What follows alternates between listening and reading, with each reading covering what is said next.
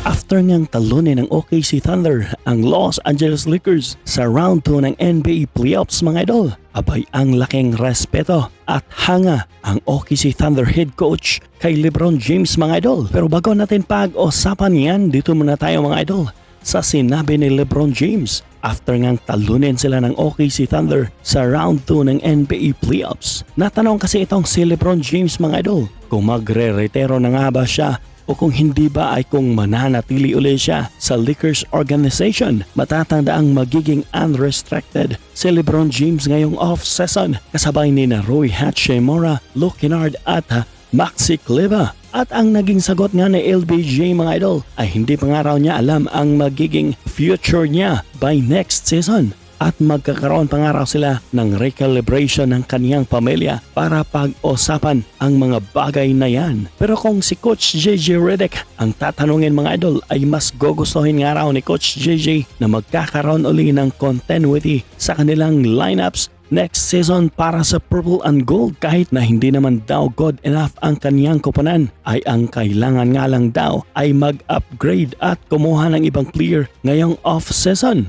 Ibig niyang sabihin mga idol kung pwede nga lang daw na magiging ganun pa rin ang kanilang magiging lineups by next season mga idol. Kahit pa nga raw na merong siyam na player ng Lakers ang magiging free agents ngayong off-season dahil nga raw sa kanilang na-build na chemistry para sa kanyang mga player.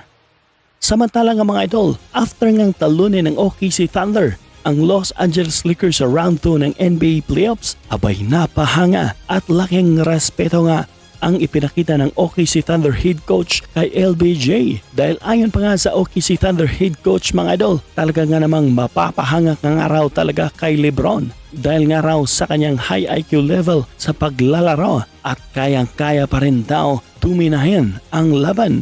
Dagdag pa nga ng OKC Thunder head coach mga idol na taas nga raw ng IQ ni LeBron pagdating sa paglalaro.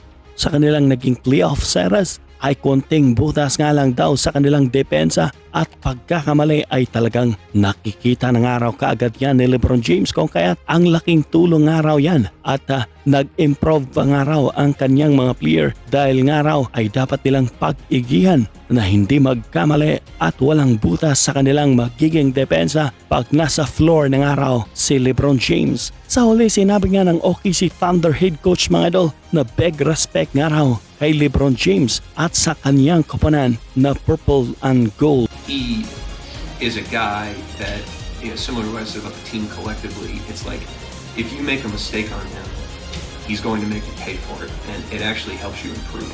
Like you're a better team. He's like developing your team because any crack, he's going to find it.